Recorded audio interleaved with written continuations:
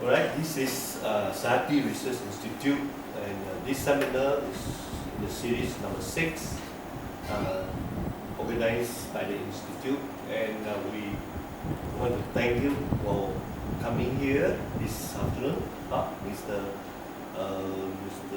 Sorry, you are? Okay, sorry?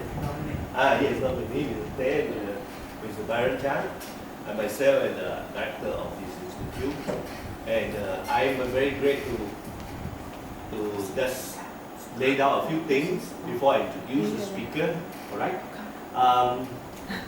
What is important now is the catchword Sarawak autonomy.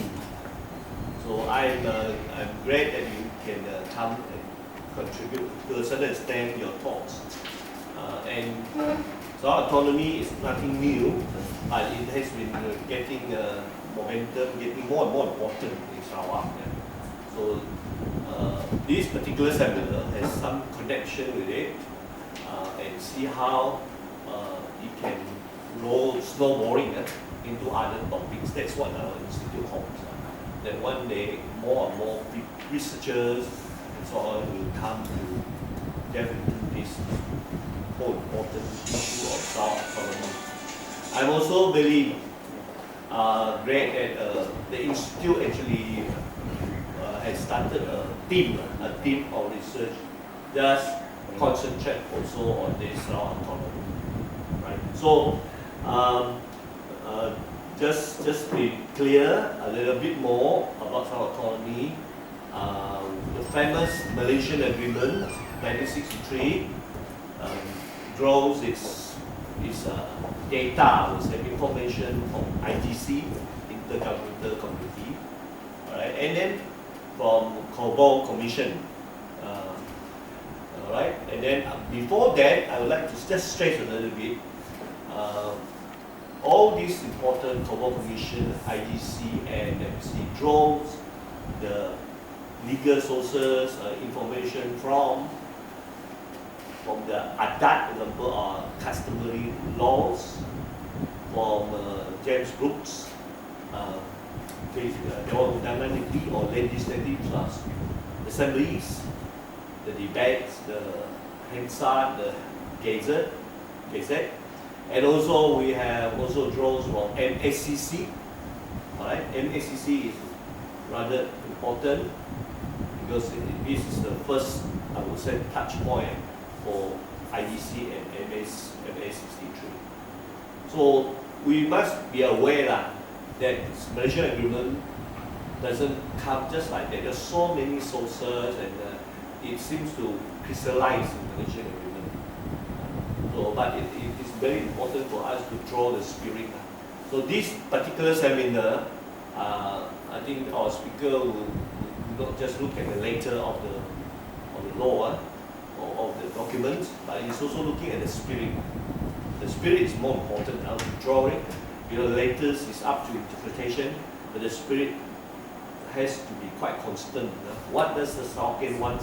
What does the Sabahan want? The Singaporean want at that time, right? So now, without much ado, I'd like to introduce the speaker now. This is Ezra Voon, who will be speaking on the Malaysian Agreement 1963 and Parliamentary seats allocation, drawing lines for all time's sake. Let's welcome him. Thank you for the introduction. Very good afternoon to you all. Really appreciate you guys coming during your afternoon for this seminar.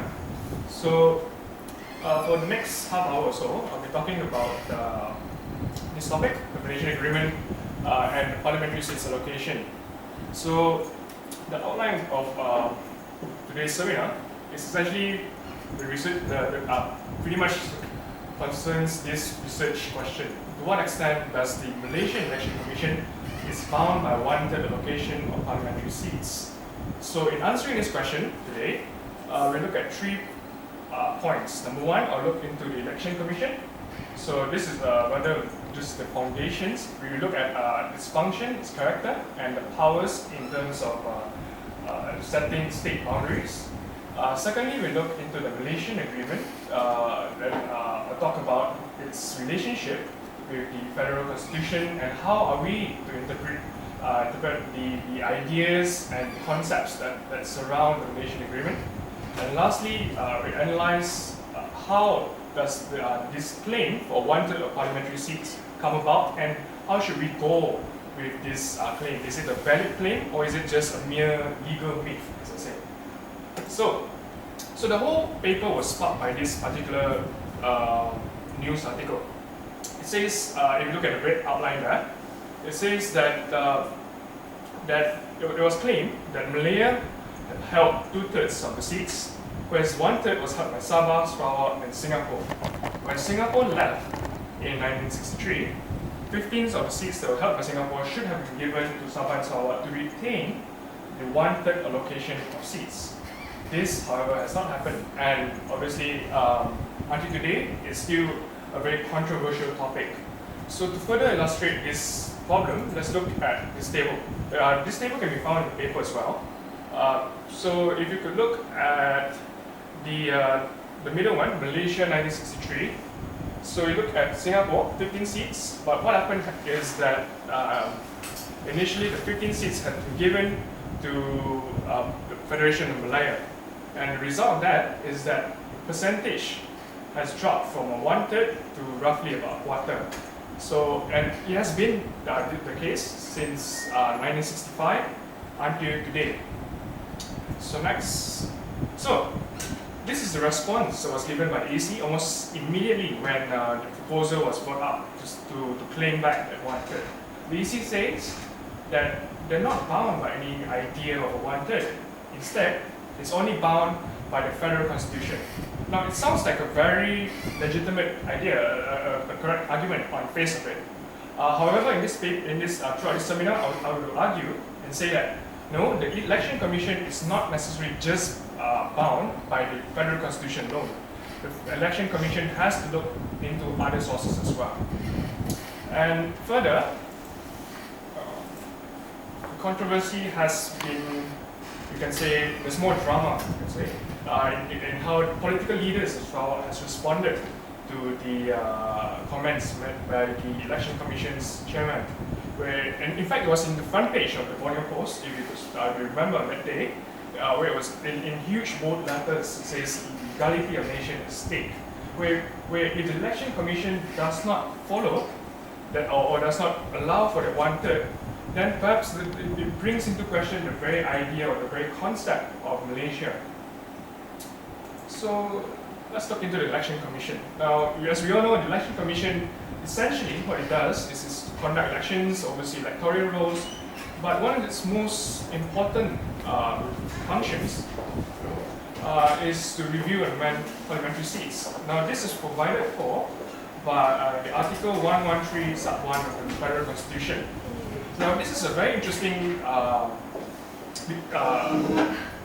legislation, yeah, because what it says is that the Election Commission is a constitutional body, meaning in a way it's an independent body, similar to what we have in the judiciary, Attorney General, the Malaysian Bar, etc., etc.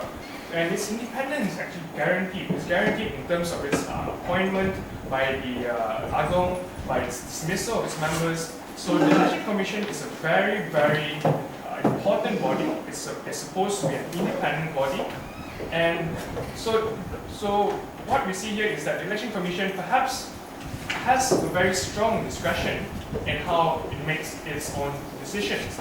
Okay, excuse me. I will come the rest of the guests. I like our speaker, if you don't mind, just recap a little bit. Okay. So that for the benefit of. Thank you so much. Yeah, just a recap a little bit. It's really important to know the background. Thank you. Okay, so so let's start with this. So again, the outline of this seminar is essentially I'll be talking about Election Commission, the Malaysian Agreement, and lastly the claim for 1/3. How does the claim of 1/3 come about? So just bear in mind throughout the seminar this question: to what extent does the Election Commission is bound by 1/3 allocation of parliamentary seats? Because this idea has been brought up since the formation, before the formation of Malaysia, until today, we still talk about, oh, we want a one-third. But so how does this one-third idea come about? So this particular paper was sparked by this report, this news paper report, where in Sabah they were proposing a memorandum to claim back that one-third.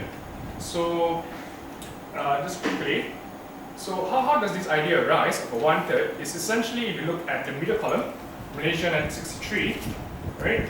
15 seats of Singapore were not allocated to Sabah and Sarawak. Instead, it was given to the Federation Malaya. The problem here is that percentage Sabah, Sarawak, and Singapore, which was originally a third, has now fallen to only a quarter. Now this is important because the one-third was initially, the purpose of that one-third is to allow, or to prevent rather, any unnecessary or any adverse constitutional amendments that would be adverse to the territories, to the Borneo states, to Singapore. So therefore the idea at that time was that Singapore, Sabah and Sarawak were to work together as a one-third to prevent any constitutional amendments that would be adverse to these states, because you need more than 2/3 to amend the constitution. However, as you can see, it has fallen, percent has fallen only to a quarter, and it has remained so today.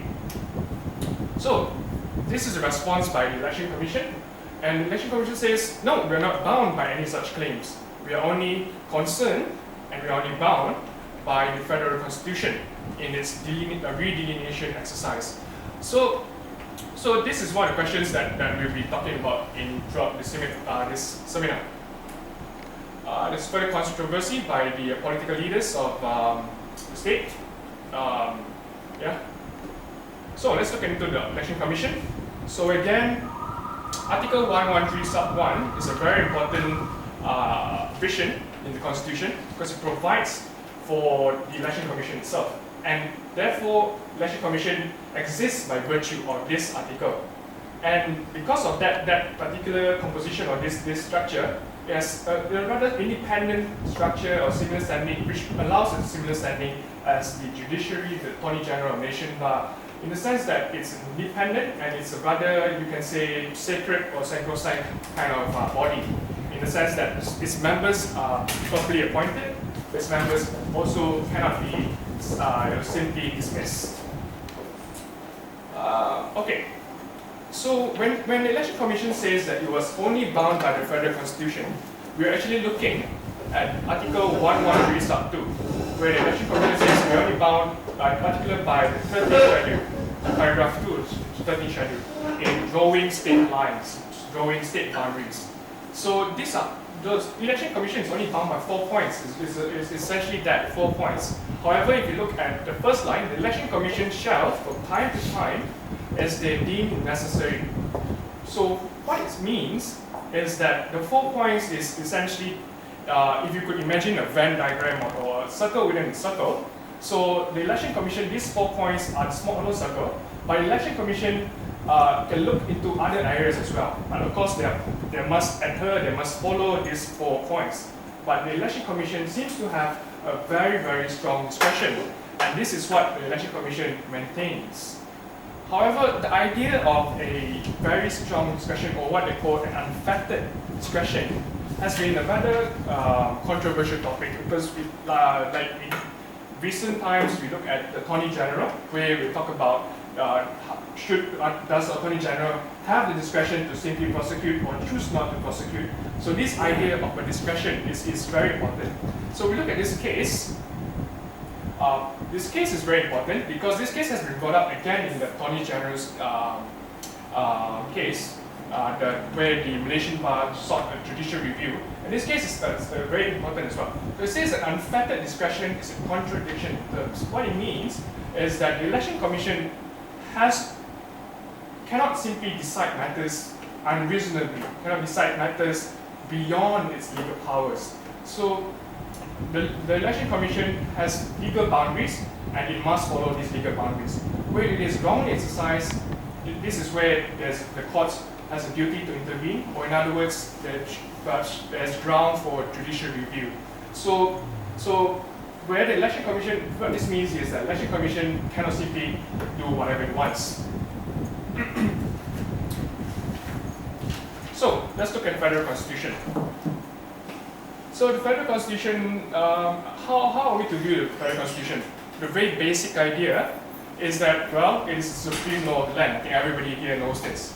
But what's interesting is this case, how are we to interpret the Constitution? Now, Law Hui Chun and the government of Malaysia gives sheds some light on this idea. Firstly, is that the Constitution we must view as its own. In other words, we don't look at the Malaysian Constitution and compare with the Indian Constitution, with the US Constitution, or other things. We look at the Constitution in itself. At the same time, and this is also equally important, is that the Constitution has to work not only in the environment it was drafted, but centuries later. And what this means is that the Constitution is not a static document. What it means is that the Constitution is a living document. It has to work for the people. I think this is a very fundamental concept I wish we all would agree with.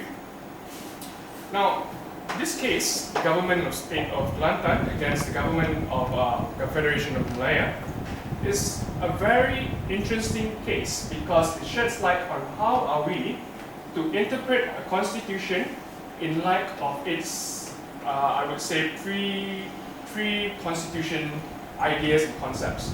Now, this case comes about because the state of Kelantan claimed that it should have been a party to the Malaysia Agreement, right? And it says that, and the state of Kelantan says that our consent should have been obtained by the Federation of Malaya before you actually sign the agreement in 1963. So, what is interesting in the case is really how the judges decide.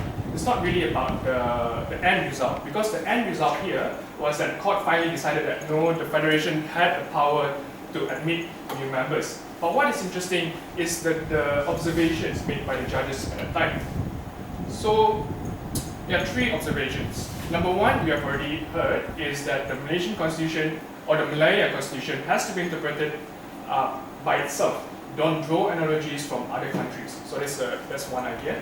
The second idea, it's a very important idea, is that the Malayan Constitution cannot be subjected to minute interpretations, i.e. those that are in private law, in contract, but we should instead look at a more purposive construction, i.e. you look at the real purpose of the negotiators. So this is very important in how we can actually import that kind of reasoning into how we view our constitution as well. Because the judges are actually looking at the Malaya Constitution, they also look at the Malayan Agreement. Same case, we can look at how the Malaysian Constitution and the Malaysia Agreement. Thirdly, this is also important to us, is that the Union of States, i.e. the Federation that we have today, is never a purely artificial or arbitrary relation. In other words, you have to look at its context. There are a lot of things that are going on. You cannot just simply say the state of Malaysia is 1 plus 1. No, you have to look at the ideas behind it, the sentiments, the opinions of people at the time, the mutual sympathies. But why do we actually have a state? So these are the ideas that we must bear in mind when we are looking at our constitution. So just a quick summary of what we have gone through, because I know there's a lot of big ideas. And so firstly is that the Election Commission has the discretion to review, yes, but that discretion must be exercised judiciously. Second, the Federal Constitution is not a static document, but a living social contract between citizens of Malaysia. And lastly, when you look at the Constitution, you must look at the real purpose of negotiators. You must look behind the Constitution and how was it formed. In other words, you look at the Malaysia Agreement, you look at the ideas that were behind this. For example, if you look at the US Constitution, the Supreme Court of the US often refer to the Federalist Papers, i.e. the papers that was written by John Adams, that was written by Hamilton. These are the forefathers of the American nation. And therefore, the court referred to these papers because these papers are important. They outline the ideas surrounding the state. Similarly, we also have that kind of idea as well. Now, looking into the claim of a wanted allocation of parliamentary seats. Again, so there's the red column. So if you were to claim back, right, if there were such a claim, for 1/3 of the seats, i.e. claiming back Singapore's seats back to Sabah and Sarawak, and essentially having 1/3 in total, it would go back to the idea or the spirit of the Malaysian agreement. And this is the argument of this paper. But if we were to look at the letter alone, or just the legislation alone, it does not seem to say that. So the relevant provision we're looking at is the Intergovernmental Committee report. This is a significant report because the Malaysia Agreement, Article 8, actually incorporates Chapter 3 of Annex A and B of the Intergovernmental Report Committee into the Malaysian Agreement. Therefore, this report, the Intergovernmental Committee report, is a very, very significant report. So paragraph 19 sub 2 of the report says a lot about how seats to be allocated. And it does not seem to say that 1/3 of the seats belong to Sabah, Sarawak, and Singapore. It does not say that.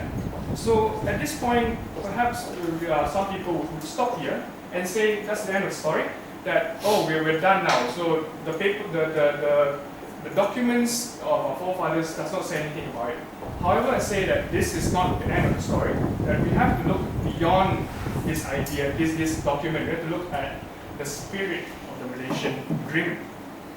So the first idea is this: constitutional safeguards for the Borneo states. The whole idea of a 1/3 is essentially a constitutional safeguard. And the concept of constitutional safeguard has been fundamental to the formation of Malaysia. So if you look at the findings of the Cohort Commission, which has been in our history books, it says that 1/3 supports conditionally, that's a typo there. 1/3 supports unconditionally the concept of Malaysia, 1/3 supports the concept of Malaysia with safeguards and conditions, another 1/3 supports the concept of Malaysia provided certain preconditions were met. Now, the point of this is that the people of Sabah and Sarawak wanted a constitutional safeguard. They wanted their interests to be protected. And therefore, going the idea of constitutional safeguard, it would be reasonable to argue and say that a 1/3 claim is constitutional safeguard. It protects our interests. It prevents any adverse amendments to the Constitution. Now, more importantly, the recommendations by the Cohort Commission. So there are two views in the Cohort Commission. Number one, you have the Malayan view. Number two, you have the English view.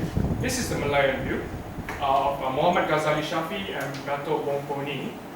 Now, the Malayan recommendations are not so important because they say they do not wish to recommend any precise formula.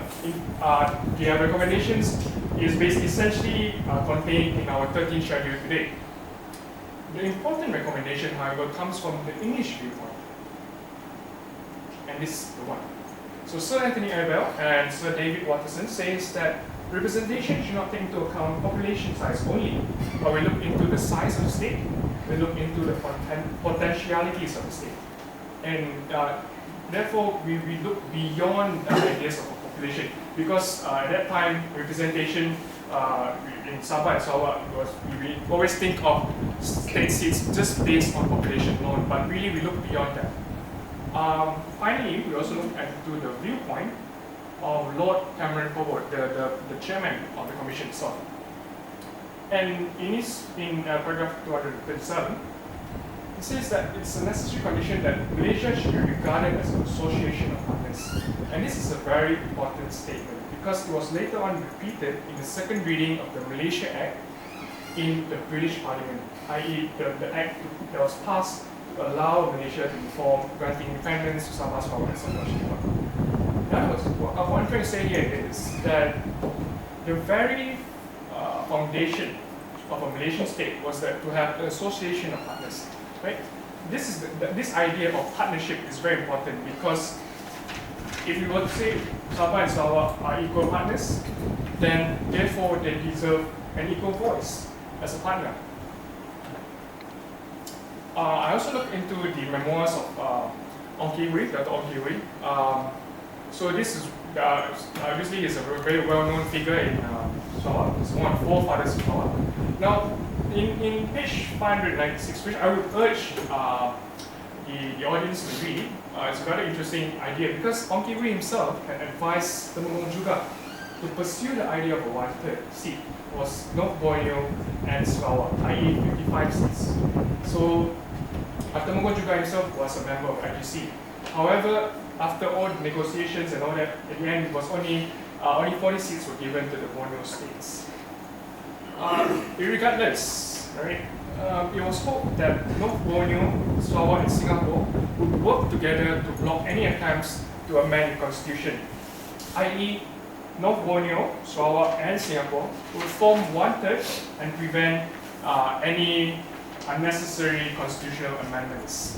So this in itself is the idea of a one-third claim that we have today. So what have we discussed so far? Firstly, that the Election Commission should bear in mind the Malaysia Agreement. It's bound, yes, by the Federal Constitution, but it should look into the Malaysia Agreement. The Federal Constitution and the Malaysia Agreement should be interpreted contextually, i.e. look into the real purpose of the negotiators, and the spirit of the Malaysia Agreement comprises the necessity of constitutional safeguards. It also includes the concept of association of partners.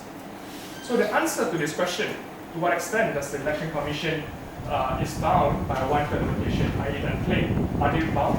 Strictly speaking, they're not bound. Right? But if the Election Commission were to follow the Malaysia Agreement, if they were to look into the Constitution and think contextually, they should allocate a one-third seat. They should follow that idea of constitutional safeguard. They should follow that idea of association or partnership idea. So, what I aim, or what's the main conclusion is that it underlines the importance of of understanding and appreciating the spirit of a Malaysian agreement. I think this is a very important concept that sometimes when we just look at letters or words alone, provisions alone, we forget that. And I think it's a very important idea. Bearing in mind that I've just looked into a few sources. I only looked into the Cohort Commission, I only looked into Ong Kiwi's memoir, I only looked into the IGC. There are a lot more sources to be found. The Malaysian Solidarity Consulting Committee, there's the Sarawak debates, a lot more ideas that requires a deeper and a more sound understanding of the spirit of the Malaysia Agreement. And it cannot be subject to minute interpretation, that's the point. So therefore, perhaps the question, before I actually end here, the question may be running in your mind is, okay, let's say if we do get one-third, is it necessary, is it important, so why do we get a one-third? Because, sometimes we forget the idea, or we often discount the concept of political will. We forget that people may change, that maybe some Sarawak leaders may side with the Malayan Federation of Malaya, all these things. So does the one-third really work?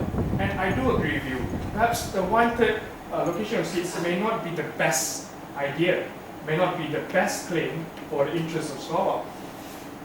Because we forget that there is such thing as political wills. We forget that there are other external factors. So perhaps when we talk about protecting the interests of Sarawak and Sabah, or guarding the interests, perhaps we look into a more, again going back to the idea of partnership. Perhaps here I would recommend, or perhaps conclude that we should not go for rather antagonistic kind of relationship with Malaysia, West Malaysia. Rather than asking for a one-third seat, perhaps we look into the idea of decentralization of powers, the idea of perhaps negotiations, softer ways to go about this. So that's all for me. Thank you very much for listening. Thank you very much for your time. That's all. Thank you. Thank you.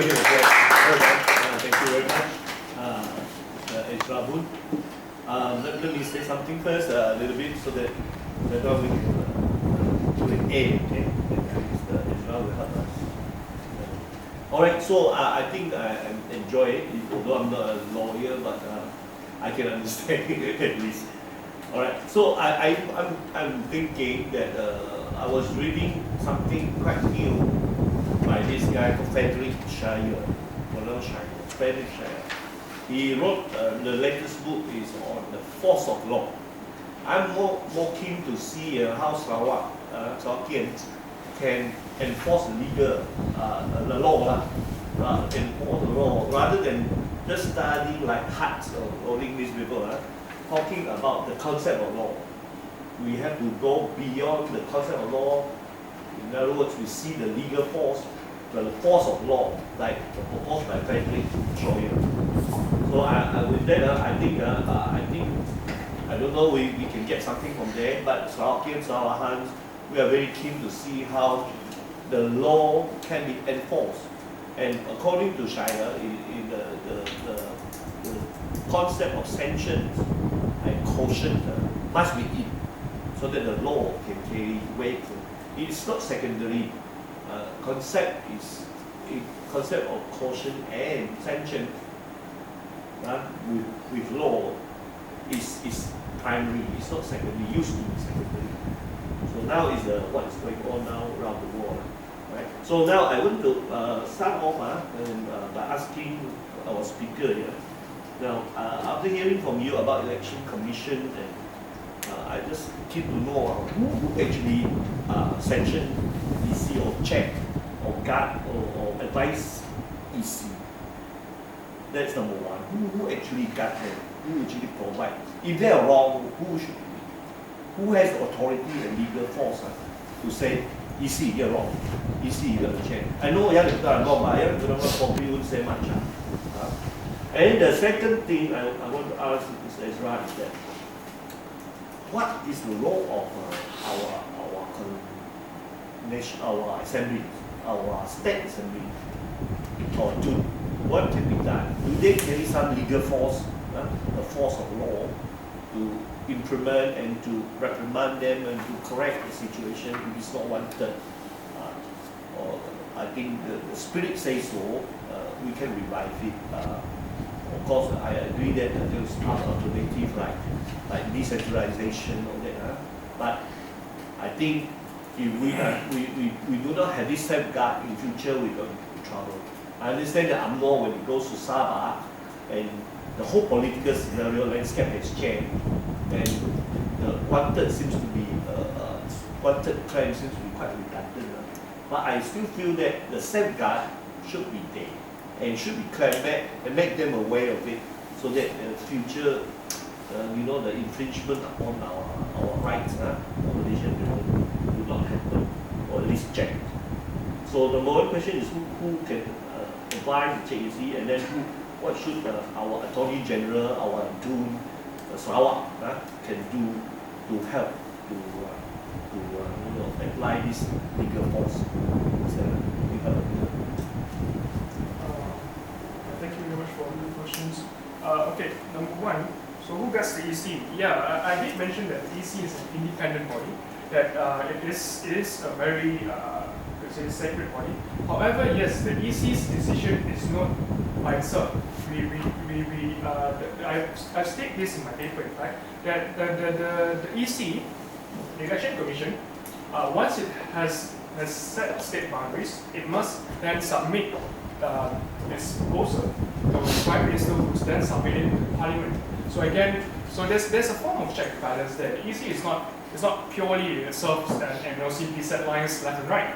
No, the EC has to submit this proposal to Parliament for its approval. So therefore, there's the idea of a guide to the EC's recommendations. However, the EC... Is that approval subject to total and one-third? Sorry, what? Yes. The approval will be subjected to the voting rights. Yes. So it's kind of a circle there. Yeah, you can say. So let's say the EC does agree to the wanted claim. Then they submit the claim to the Parliament. But because Parliament we do not have a two-third, then how does that work, right? So yes, there is that conundrum. Just to clarify, I always understand two-thirds is for the amendment of constitution. Yeah. So the only thing that you can amend regarding election for federal constitution is the number of seats, 222 seats. That one you need two-thirds to amend. But I believe area, the boundary, that is nothing to do with federal constitution. That one will be simple majority, if I'm not mistaken. Oh, okay. Because to me, it's very easy to understand. Two-thirds is always amendment to the constitution, but the constitution doesn't have the boundary of your constituency, so that one will be simple majority.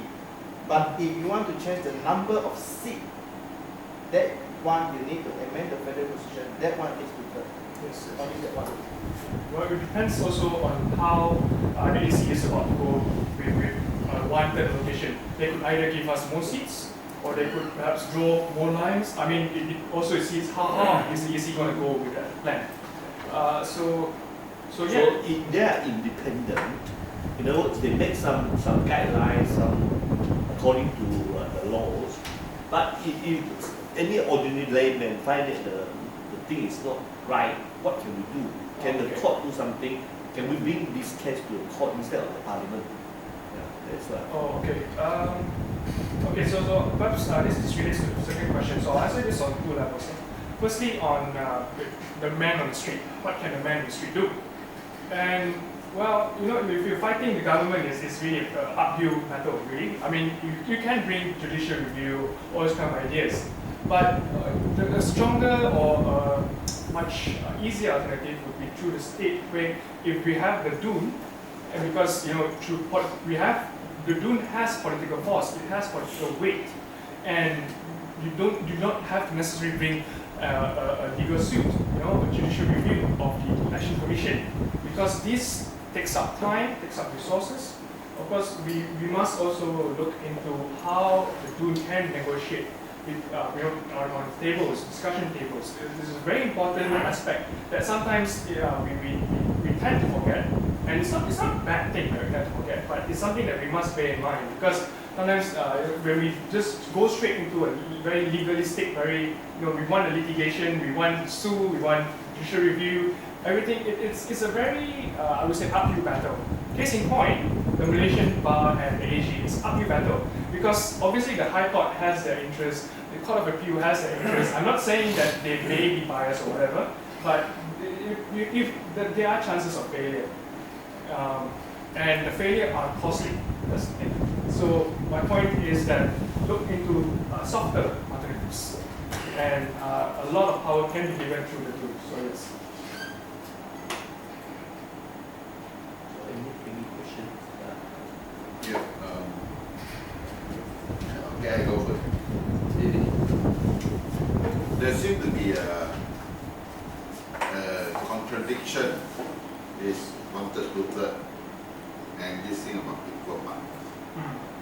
If you look, I don't even know how the two-thirds wanted come on. It's just somebody said that is the way to change the act. Fine, changing the parliament. Okay, let's say it's two-thirds. But if you look at from the point of view of equal partners, that means Sabah wanted, Sarawak wanted, Malaya wanted. That's how me as a guy in the street think. Obviously, this is quite impossible, But I always maintain there are many things about the Malaysian Constitution and things what they do in KL and all that we're very unhappy about. But there is a big difference between legal things and political pressures. Yes. I think to do the changes that we are looking at, it is how brave we are going to push these political pressures up the front. So I just want to make that because this one-third, two-third, to me, one-third is the correct way. If you're talking about equal partners. Because when I deal with a lot of businesses and they talk about equal partners in that sense. Otherwise we stop talking about equal partners. I agree. agree with that. Yeah, perhaps when we talk about equal partners, then be completely equal. Wanted. At the same time, we must bear in mind that at that particular point in time, when 1963, this particular building, a lot of things were not developed. Sabah and Sarawak, the situation is absolutely, I'm not say absolutely, but completely different from Federation Millennium. And this was in the back of the minds of our forefathers at that time, that they know that Malaya, Singapore were much more developed, that they had more people, and in that sense, perhaps this is what they thought of. But I do agree with that perhaps if you really want an equal partnership, then give us an equal voice. Is there a written law or something in all these readings that you've done that talks about this 2/3 and 1/3 in order to change? First few slides. Yeah. I missed the one. Okay. So this is Sorry. This is for you also. Yeah. There's only spirit. Okay. Go right to the front if you have The show. those that I missed. sorry, Where it really says it takes 2/3 to change change the constitution. the constitution. Oh, that one would be This is the federal constitution. yeah. So It's which clause? I'm not sure actually. That one would be a particular clause, but generally that it requires a two-third to amend the constitution. To amend the constitution. Yeah, and this was the sentiment at the time. Ong Ki Hui himself was insistent on the idea of to protect Borneo states. Yeah, by the end they said, okay, maybe you just have 1/3. We share with Singapore. We work together with Singapore. But now that Singapore is gone, then we do not have a 1/3. We cannot sufficiently guard our interests, and that was the idea of a 1/3. If we were to sufficiently guard our interests, we should have a 1/3. Yes. But I guess I may be wrong because originally we have 5 parties. I'm talking about Singapore and Brunei. So actually it's 1/5. Then it goes because of the Brunei out. Then we will have 1/4. That's what the spirit that I see. Then when Singapore ejected, we have 1/3. That's it. But the Malayan not like that. 1/4. 1/4 is when we have only Singapore, Sarawak, Sabah, and Malaysia. So it's 1/4. So Wait. When you say 1/5 and 1/4, you are saying Malaya 1/5, Singapore 1/5, Brunei 1/5, Sabah 1/5, Sarawak 1/5. Then becomes equal 1/4. equal partners. Singapore 1/4, Malaya 1/4, Sabah 1/4, and Sarawak 1/4. Which is consistent with what I'm saying. Malaya 1/3, yes. Sabah 1/3, Sarawak 1/3. It doesn't just look at the population per se. Like Lee Kuan Yew, he said 1.6 million Sarawak, so you get 16 seats. 8.2 million in West Malaysia those days, so 82 seats. So that one is just purely population. But when it moves on, as you see from Khobok and so on, they look at size and potentiality. Of course, Brunei and Singapore will lose out in terms of size. But then there is this potentiality. And so Singapore, as a trading port, and then Brunei is an oil town. So this, I think they do take into consideration not just population, plus size and potentialities, which is outlined in our region, region and IDC. You think nothing is clear? But it's quite clear. It's just that we don't enforce it. Malayan would like it. Can I clarify something? Yeah. For this chart, when Singapore left Malaysia, how sure are you that the 15 is followed up by Malaya? Because if Singapore, it's very simple. Because Sabah and Sarawak, the same number. Correct? Yeah. If Singapore was given to Sabah and Sarawak, then the proportion would have been adjusted, but the proportion remains the same. Yeah. Now, what I mean is, when Singapore left, that 15 seat, by right, logically, gone. Okay? Gone. So, Yes. by right, the total of seat will be 104 plus 24 plus 16. Then you have a new total, which is 104 based on 144. Malaya is 104. 104 divided by 144, you get 72%. So I have a feeling that 15 seat doesn't go into Malaya. That 15 seat just gone because when Singapore left, it just left. But because of a new doctor, and then Malaya still maintain 104, the part becomes bigger. From supposed to be 65%, it goes to become 72%. Higher already. So from the 65, they already have 72%. They can change whatever they want. Yeah. How about the total of seat? It's still 159? No. 144. 144. Yes. Okay. Because the last time I looked at it, there's a lot of people online that say Malaya swallow up.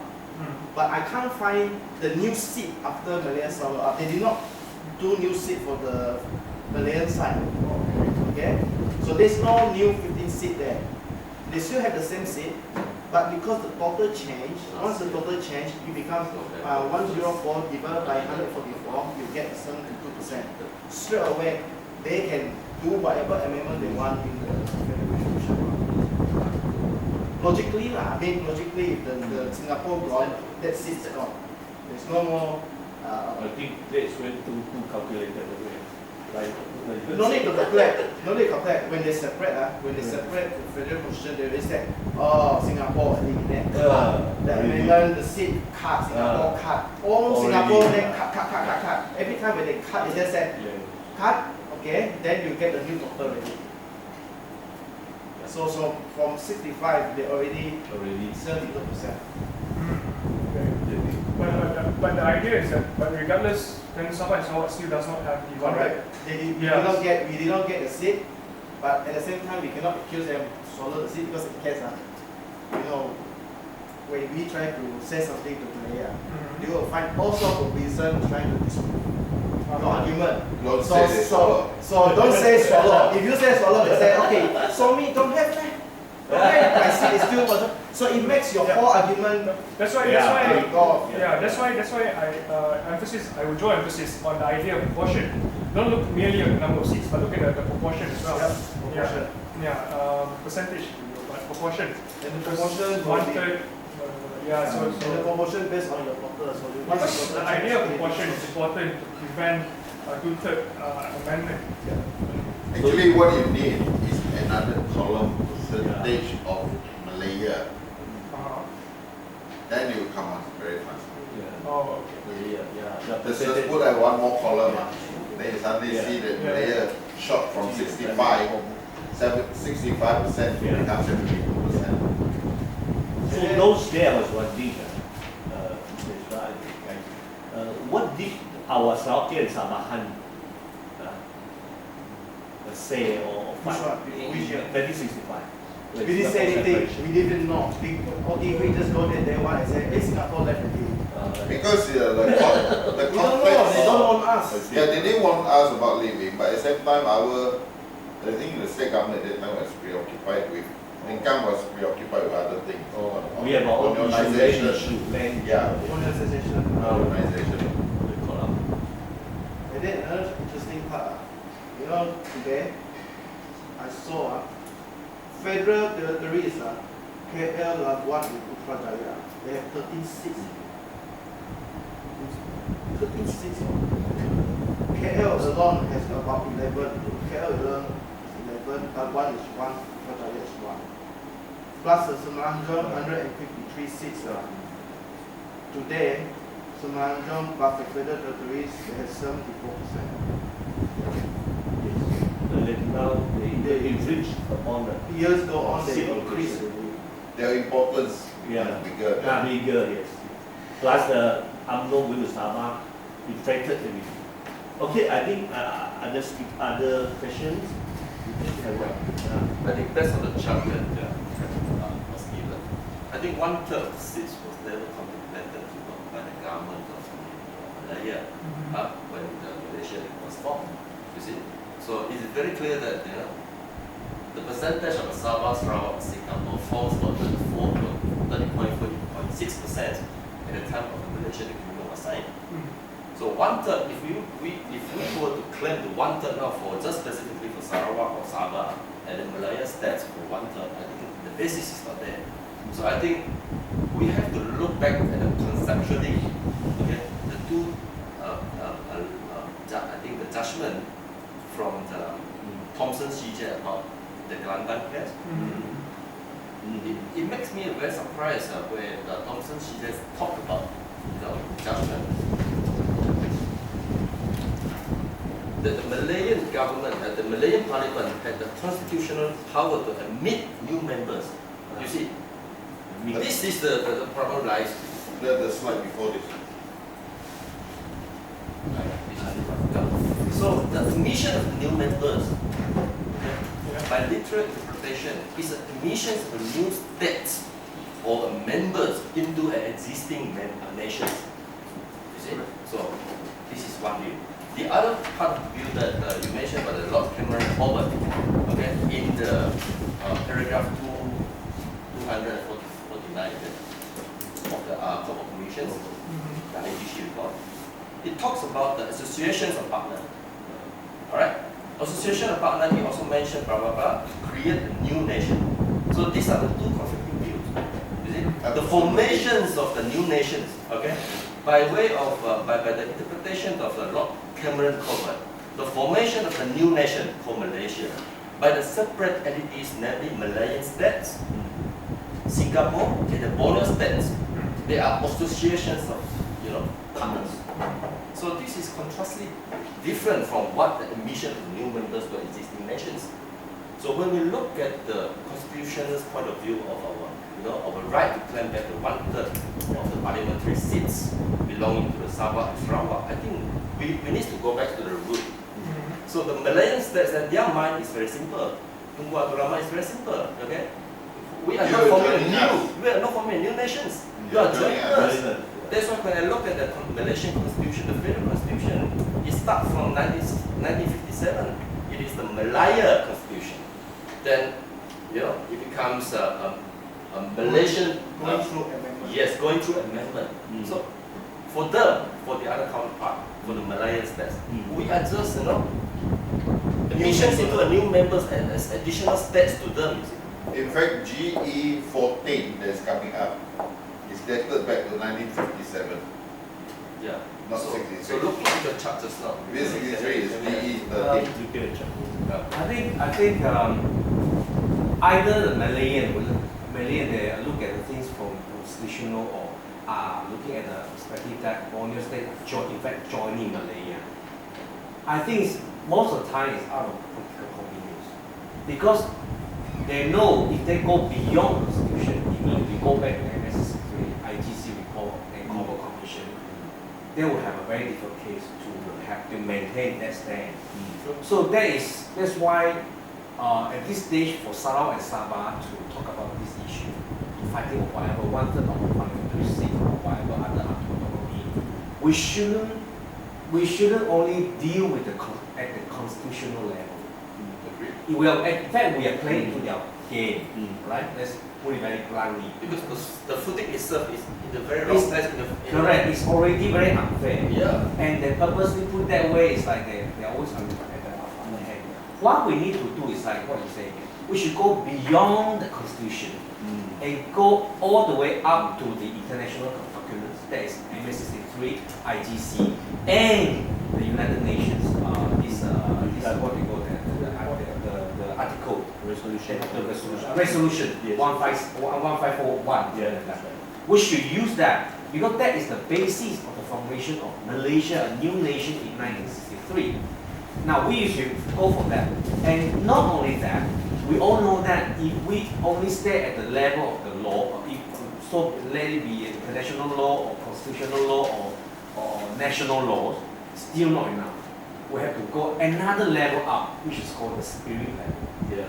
If the parties involved, party concerned, do not have this common spirit, we all know that. Look at America. They have a very beautiful constitution, starting in 1776 when they formed the nation. And that beautiful constitution, in fact, you look at it, you read in 2017, you found out that actually it is a very advanced piece of document in Constitution. But during those early days, they cannot even consider the black as human. Is it? Then they struggle to recognize black as human. Later on, they struggled the women's right to vote. Then, in fact, the Constitution never changed, but it's the perception, it's the spirit of the Constitution keep changing. Now they face each other. What? Gay is right. Yes. You see? So that same piece of Constitution have to go through different levels, different stages of the evolution of the spirit. So I believe Malaysia is the same thing. We just have to deal with our spirit before we talk about Constitution. Yes. With the wrong spirit, the Constitution will use it as a tool to discriminate others. With the right spirit, we're going to have a beautiful nation as what we written in the Constitution by our forefathers. Simple as that. So how to deal with the spirit? Like what we say, political involvement, political pressure, political influence. And now we come back to why SUP is now in the end, or in the mainstream, or in the governing alliance. That's the whole purpose. Why we join the alliance? Because we want to be inside the decision making, inside to be friend, to be on the negotiating table with those who make decisions, to correct their spirit. And now we're part of Alibaba and 40 Thieves.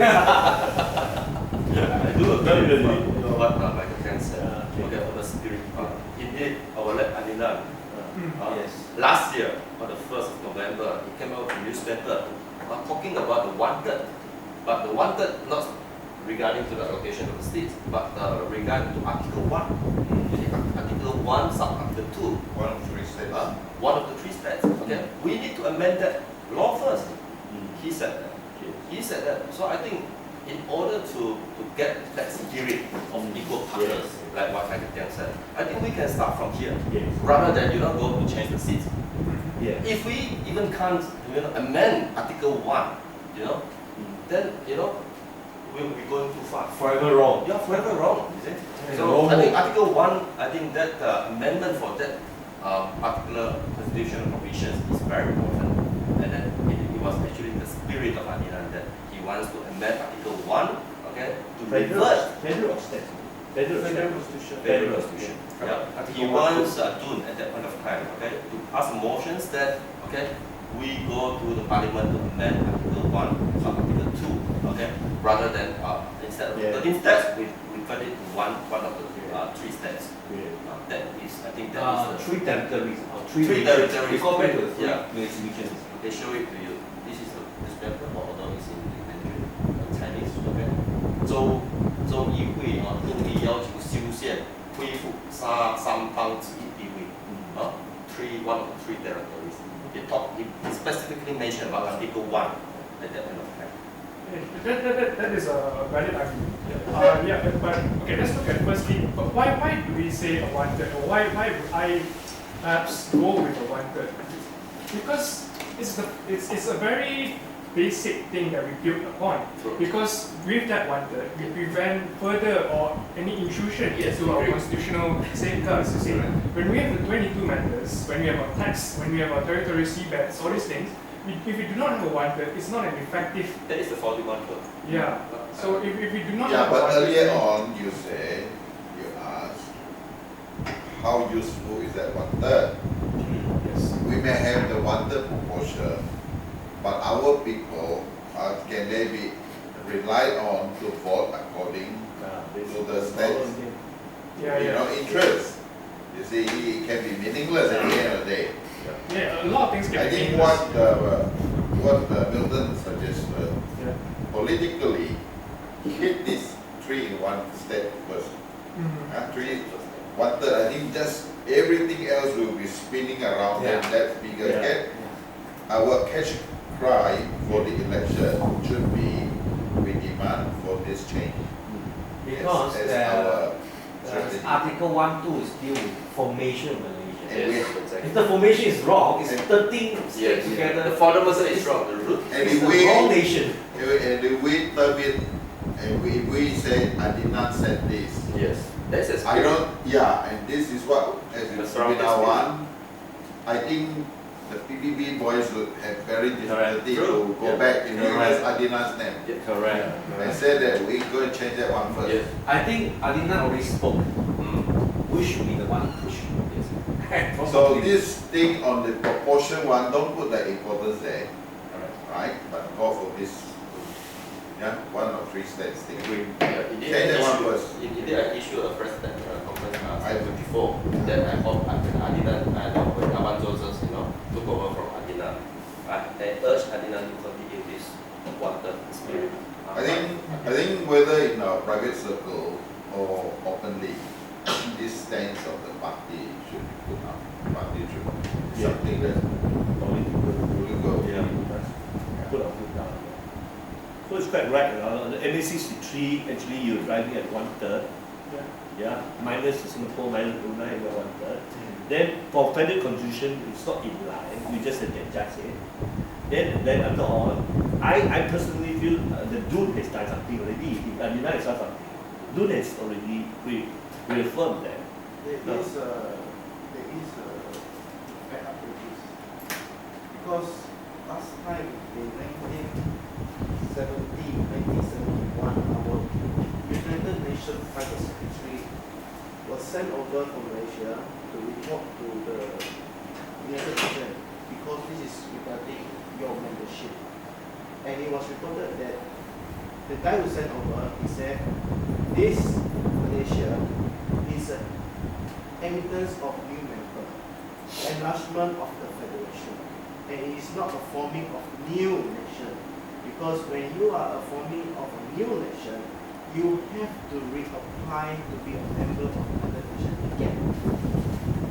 So that's why they say, no, they maintain as the same membership. They never renew the membership because Malaya side already sent their people report back to the United Nations. It's an enlargement of federation and in terms of new member. And change of name. Change of name. So if we come out in the federal constitution to somehow, I don't know whether you want to put it exactly the same as the MA or you want to treat it differently. You want to put territories instead of using state because MA is state. And even our state constitution is also using state of Sarawak. So if you want to tweak it, you have to think about international bodies as well. They will start worrying, what are you people exactly now? Are you now coming out as a new nation? Are you going to reapply a new membership in the United Nations, national security, all these things? You have to think about that one, it's still over. But I thought the British is the one who decolonized us in that sense. And it was proclaimed that the last page, I think the Sarawak is proclaimed independence when we Not fully. federated with. Not fully. But it is the document proclamation of Malaysia. Yes, Yeah. but it's not In other words, fully. we're independent in that sense. Not fully. No, that was the intention of Yeah. British to let Sarawak and Sabah get obtain independence through formation. Yeah, true. It's the independence. The words used territorial and state. If you look at the law dictionary, the territory is more like the Northern Territory of Australia, British Guiana and all that. The idea of actually is they process the territory. It's just the same as our territorial waters. We are just saying it belongs to us, but it doesn't give that picture of that having a say in federal side. So I would think if for one of the correct word to use is state is a safer word to use than territory. I still feel that you have to use Even though in the MA they're talking about territory, but MA is using state. Step. well, I don't know why this word territory come back in again now. No, because of the DM language is not mature enough. Because if you look at the definition of state, It's not just an area of what, it's something that another thing is you have a government of itself in that region. It's a state. A state must have a government, a single government. Territory. What territory is just an area only by definition. Because if you put yourself territory, I feel that this is more downgrade compared to a state. Correct. A state is much better because you have a government. But not just any government. You are a democratic government. You have an election to elect who to govern this area. That's why you're entitled to call it a state. So my take is before anybody asks, is that the state must have a boundary, must have territory, and the government must And have. government, single government. Because I thought you haven't finished yours. Sorry, your assertion. Anything you want to get on? Just now I got cut off a bit. Sorry. I can't recall. Yeah, you were talking about Kelantan thing. Yeah, Oh, Kelantan yeah, thing. yeah. I think that is a, conceptually from the legal thing. point of view. That's why, Yeah. that's why the, like, what, Whether we are the formation of a new country or addition of new states. what Ezra said, the Kelantan one, that Kelantan is exactly the one that the federal is going to use. You see, the judge already said, new state coming in is an enlargement of federation. So you should go to United Nations, say the same thing. It's a new state coming in, enlargement of federation. So what can we do about it, Newton, regarding the Kelantan case, which actually was defeated? Defeated, yeah. That's why I will still forget what Thompson C just said in the IGC report, talking about the associations of partnership. See, that I think that the associations of partners, that is a very strong word. Yeah. And the spirit behind it also similar. Yes. You see, he specifically mentioned to create a new nation. Yes.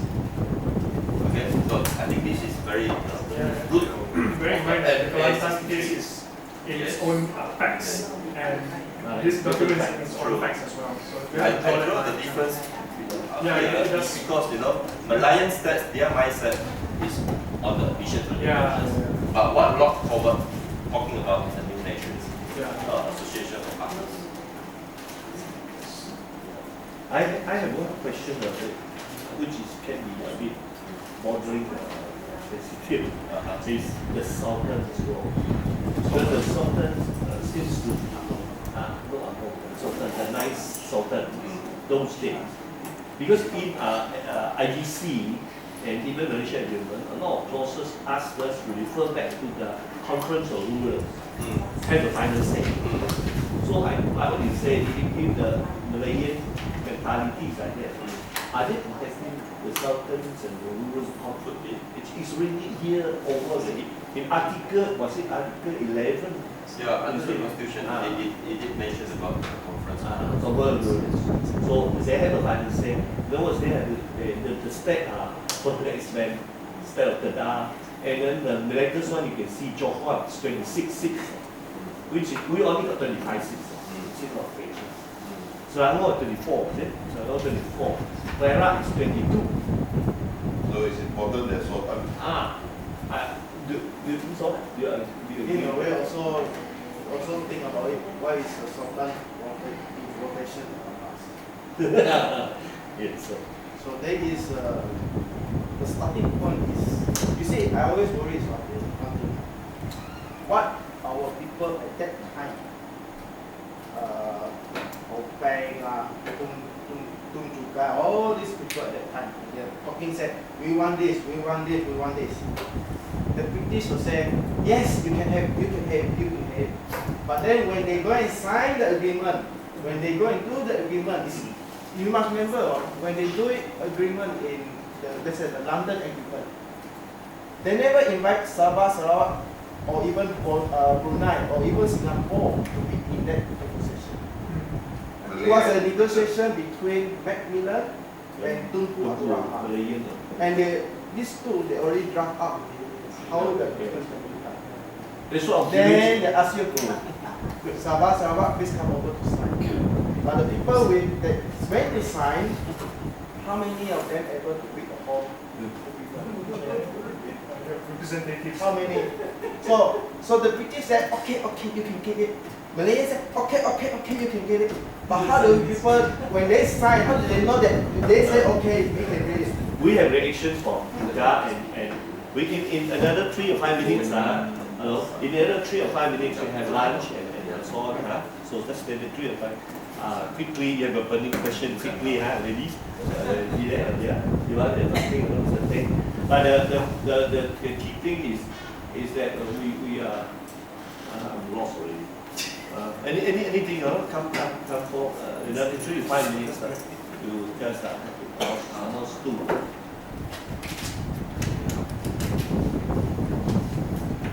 Any more? Yeah, we have makan and then we can continue to talk. So okay, now maybe have a last word or not?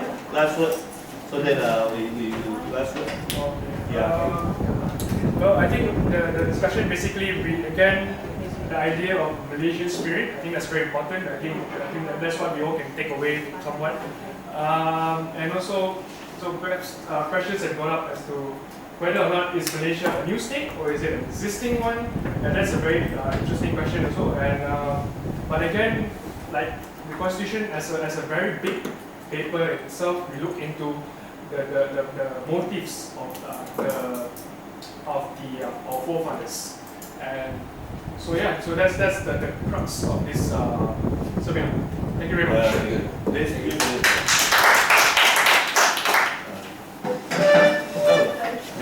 We have chicken rice and salt. Now we have some. Thank you very much.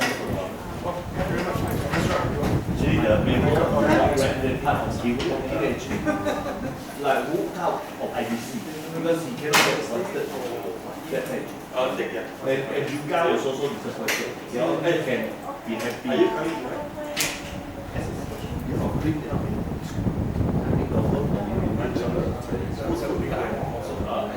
Okay. Thanks.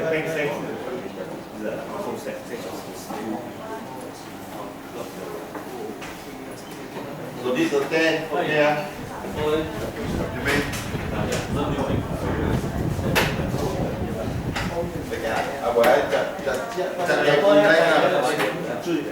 Hai năm tuổi rồi.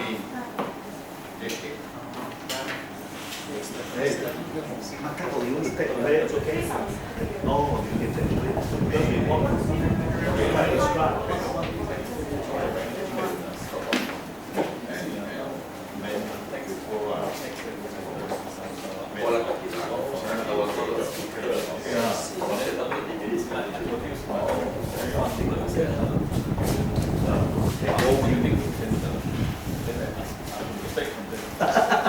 There shouldn't be all.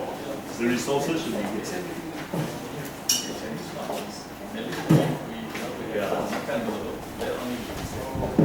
That's the idea of federation. Federal power, and then a lot of things go through this. So that's why I advocate for idea of decentralization.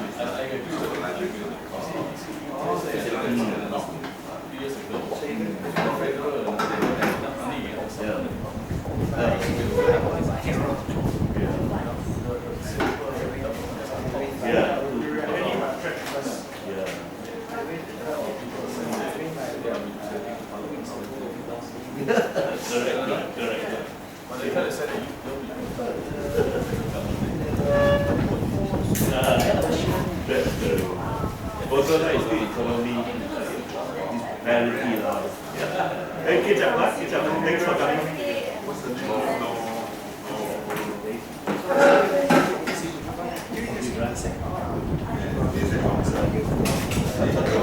Okay. This one is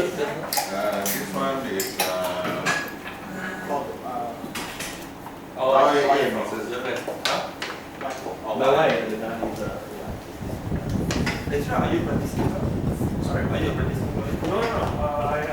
I'm waiting for the results right now. So